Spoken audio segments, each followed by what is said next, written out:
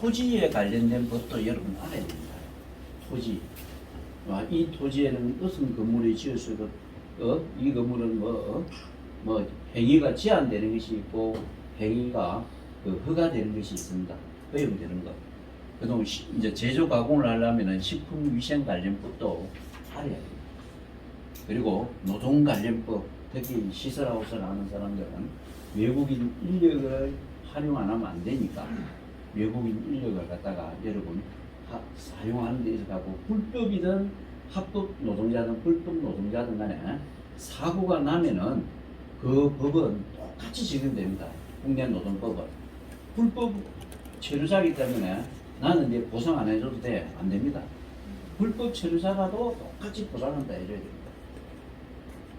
통신 판매에 관한 법, 우리가 이제 온라인 인터넷 전자상거래하는 통신 판매들 큰 의미에서는 전자상거래 전체를 통신 판매라고 합니다.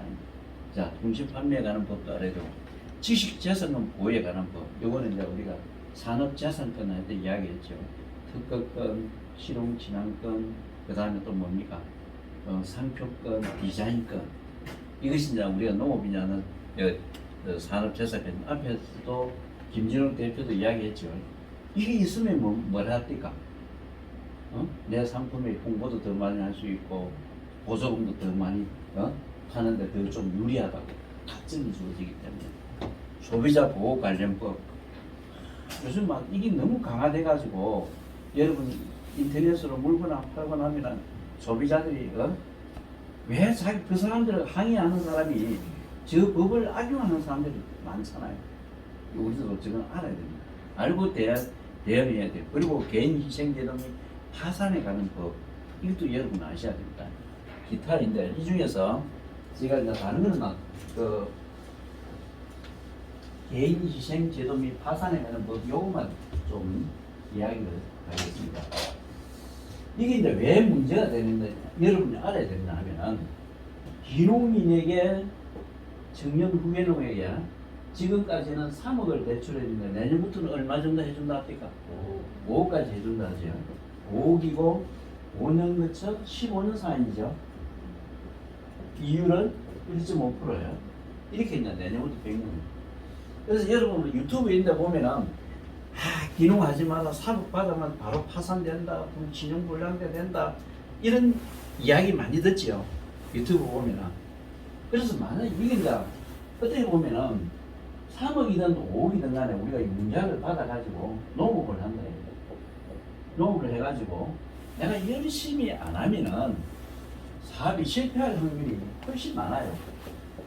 내가 진짜 절실함과 절박함을 가지고 열심히 하면은 성공이 되지만도 안 하면 내가 그 중에서도 시설하우스를 여러분 이외에 시설하우스 이외에 하면은 성공할 확률이 저는 별로 없어요. 보면은. 그러면 어떤 사람이 그러면 시설하우스 이외에는 어떤 사람이 실패를 안 하느냐? 땅마고 막 구입한 사람 이 돈 갖고 땅마 구입해 놓으면은 내가 이자만 내면은 뭐가 됩니까? 그리고 5년 후에 원금 상한이 왔을 때 상환할 수 있는 역량만 있다면은 땅값이 올라가니까 그래갖고 이제 돈을 버는 수도 있고 땅값이 이제 집가가 올라가니까 이 땅만 구입해갖고 여기 배를 심어가지고 이게 나오겠습니까? 수익성이 안 돼요. 배만 심어갖고.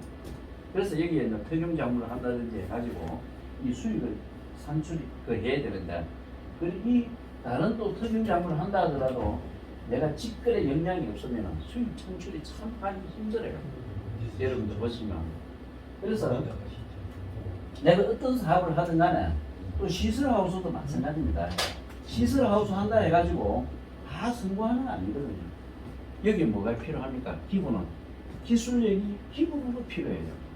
시설하우스는 판매는 필요 없습니다. 공반장에 다 내마되니까 기본적으로 기술력이 필요해요. 높은 기술력이. 이 기술력 없이 이거 시도해갖고는 또 되지 않아요. 그러면은 내가 사업을 실패를 했다. 실패를 해가지고 여러분 5억인데 자 5년 동안은 뭐 한단 말입니까?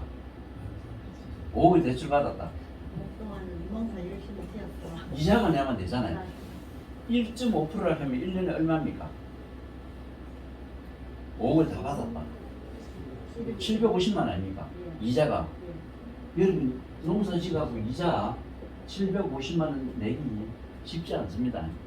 이걸 5년 동안 내야 되잖아요. 그럼 6년째는 어떻게 돼야 됩니까? 원금을 5억을 15년으로 나누면 얼마입니까? 1년에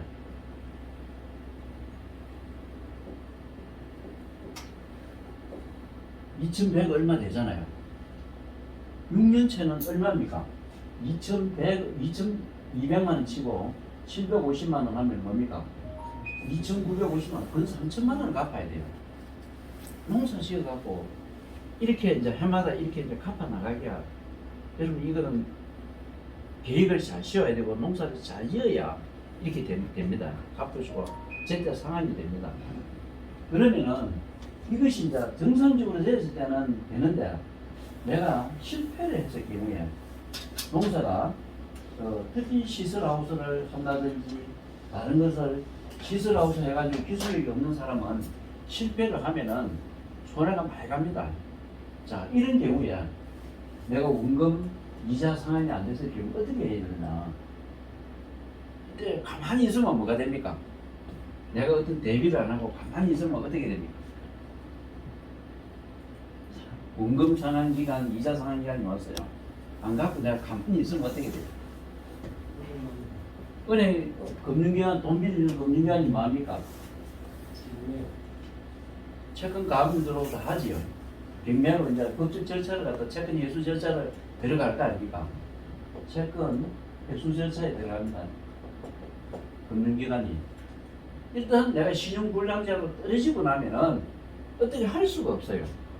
대응할 수가 없어. 파산 이외에는. 파산을 하면 돼요. 파산을 하면 또 우리가 개인적으로 받는 이미지가 뭡니까? 데미지가 너무 크지요. 내 경제 활동이라든지 모든 것이 제약을 많이 따르잖아요. 그렇기 때문에 어떻게 해야 되나? 개인의 신용 상태는 개인이 자기 자신이 가장 잘 알아요. 내가 올해 연말에 이 원리금을 다 갚을 수 있다 없다. 앞으로 내가 갚을 수 있다 없다를 개인이 자기가 자기 자신을 가장 잘 안다고요. 그래서 나는 도저히 앞으로 내 원리금을 갚을 수가 없다, 상환할 수가 없다 그거 했을 때는 여러분이 무엇을 해야 되냐면 개인 희생 제도를 신청을 해야 돼요. 개인 희생 제도를. 개인 희생 제도라는 것은 뭐냐 하면은 이거는 이제 법원이 이거는 연체가 되고 나서는 안 됩니다. 개인 희생 제도는 연체가 되고 나서는 신용불량자로 떨어지고 나서는 신청 자체가 안 돼요. 내가 정상적으로 신용 상태를 유지했을 때 어디에 신청하느냐? 자기 지역에 가는 법원에 이걸 신청합니다. 법원에 신청했는데 법원이 받아들이면은 그때부터는 채권에 대한 상환이라든지 채무 이게 완전히 동결이 돼요. 금융기관에서 이자 내라 소리도 못하고 강제 집행도 못해요. 법원이 일단 받아들이면. 그래서 법원이 이제 조사를 하는 겁니다. 아, 이 사람이 돈을 받아갖고 정상적으로 경영을 하다가 농사를 짓다가 이렇게 그동안에 실패를 해가지고 자기가 상환할 수가 없는지 뭐 해외 여행도 가고 뭐 사치적인 상환을 해가지고 카드 사용한 거 있는 전체 조사할 거 아닙니까? 그렇게 해가지고 이 사람이 인증만도 쓰다가 이렇게 위험에 처해졌는지 판단을 해가지고 개인 희생 제도가 받아들이면은 원금도 상환할 원금도 깎아주고 그 다음에 그 상환 기간도 늘려주고 이자도 할인해 줍니다.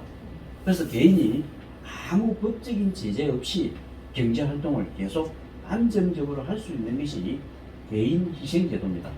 그래서 정말 우리나라는 이러한 그 제도가 있기 때문에 저는 그 기농하신 분들 청년 농업인들에게 자기가 열심히 할 자신만 있다면은 융자금 이거 두려워하지 말고 돈이 있어야 투자를 해가고 농 사업을 할 거 아닙니까? 돈 이거 3억이 두려워하고 지금까지 저거 내가 받으면은 내가 바로 신용불량이 된다. 그래서 여러분 제가 이제 드리고 싶으면은 3억 5억이 그 무수호 갖고 그 융자를 갖다 회피하지 마시고 가급적이면은 그 활용할 수 있다면 해가지고 자기가 그 잘 활용해가지고 성공을 하면 되고, 그리고 열심히 했는데 안 되면은 이런 제도도 있기 때문에 그렇게 두려워 안 해도 된다는 것을 이야기를 하면서 한 10분 쉬었다 할까요?